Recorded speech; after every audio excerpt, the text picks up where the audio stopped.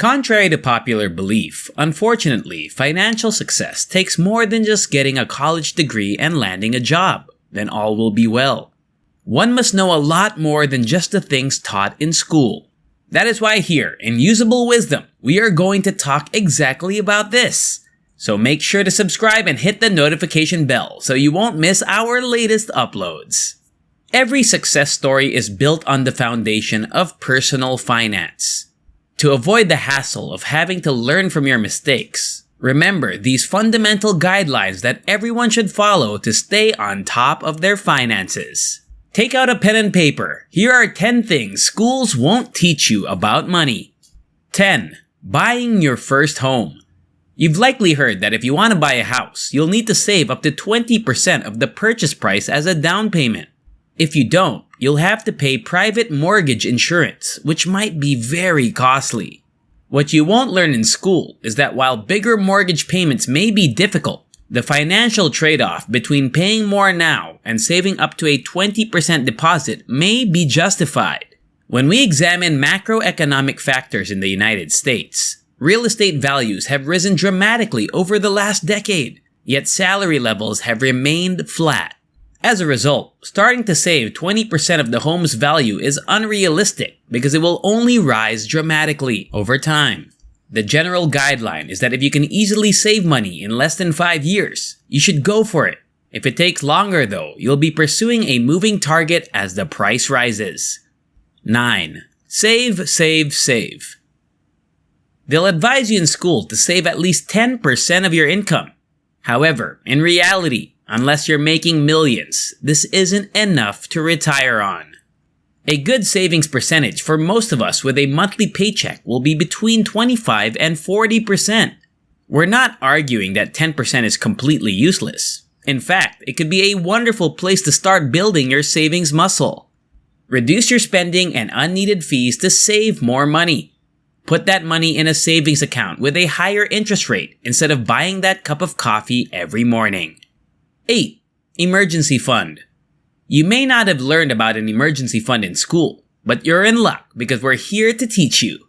According to recent figures, up to 40% of Americans do not have enough money to cover a $400 emergency. This is a concerning figure that demonstrates how many people overlook the need of having an emergency fund. Would you have enough money to cover your expenses if you lost your job today? The golden rule is to have 6 months worth of expenses set up, but the more you can put aside, the better. 7. Budgeting basics. Not grasping the fundamentals of budgeting while in school can put you at a handicap after graduation, particularly if you move out. It might lead to one difficulty following another. Everyone should know how to budget for a lifestyle supported by earned income. This includes knowing how to budget for all bills while yet leaving enough money for necessities like food and savings. However, as crucial as budgeting is, let's be honest, nobody enjoys keeping track of every dollar they spend. Instead, you can use tactical budgeting, which entails developing budgets and goals over a long period. You can, for example, determine what you require each month and construct a budget based on your needs and desires, as well as the associated prices for the following 6 months. You can then divide the funds into multiple accounts based on the strategy you've set to ensure you don't go over budget. You can then refer to your list to stay on track from time to time. 6. Compound interest. Compound interest's significance is perhaps the best kept secret in the financial world. Time is the one thing that every young person possesses. They have an advantage when it comes to investing, even if they do not accomplish their financial goals immediately. They only need to use compound interest to their advantage. Young people can accumulate significant wealth by saving aside tiny amounts of money in high-interest accounts, which will compound over time. 5. Secrets of credit. Your credit score is among the most significant aspects of your financial health, and it largely affects your adult financial situation. It's much easier to buy a house, get a car, or get a business loan with a good credit score, which makes it easier to fulfill other goals in the future. Everyone should always know how to establish credit and maintain a good credit score. Here are some suggestions on how to do so. To begin, obtain a credit card. Most people believe that acquiring a credit card is a mistake. However, it is crucial to improving your credit score. Financial firms keep track of all your transactions and interest payments when you receive a credit card and use it. Your name will be given a score based on your efficiency. When you apply for a loan, your credit score will affect the amount of money you can borrow as well as the interest rate you will pay.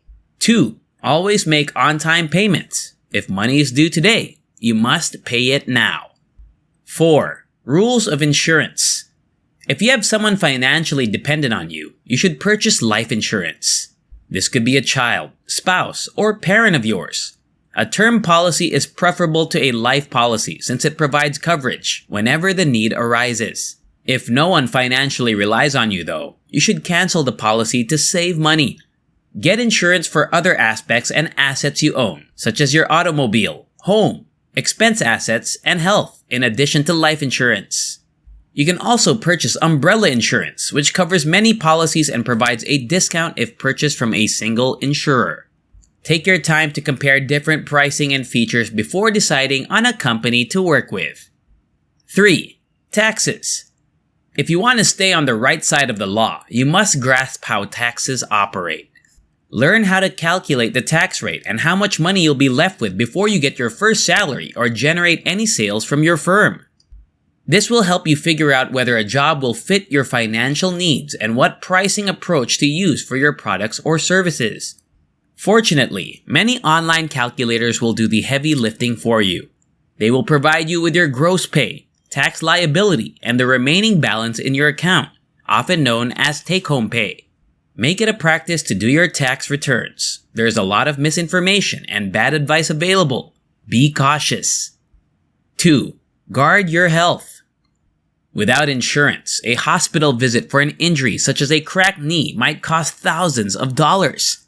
What will happen if you are unable to pay your monthly premiums? What happens if you wind up in the ER? You could have to borrow money to pay for your medical bills, which will put a strain on other people's finances. Doesn't seem right, does it? If you don't have medical insurance, get one as soon as possible. Taking care of your health might also help you save a lot of money. This entails eating the right foods, maintaining a healthy weight, exercising regularly, and avoiding excessive alcohol and other addictive substances. You don't want to be sorry, so take care of your health right now. 1. College debt isn't 100% necessary. Despite popular belief, student loans are not required to obtain a college diploma.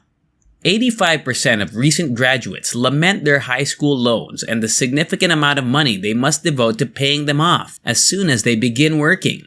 It is not always necessary to obtain these loans to pursue your degree. Other institutions provide excellent education at a fraction of the cost of private schools. You can also go to school part-time, work while studying, enroll in a less expensive school, graduate quickly, or start your education at a community college. But we're not suggesting that obtaining free education should be everyone's ambition. It might be worthwhile in some instances. A few $1,000 shouldn't stop you from starting a high-paying job path. However, don't make debt your primary motivation for attending college. There are plenty of alternative options for accomplishing your job goals. Thanks for watching. I hope you learned something new today. And don't forget to subscribe for more content like this. Have a great day. I'll see you all in the next one.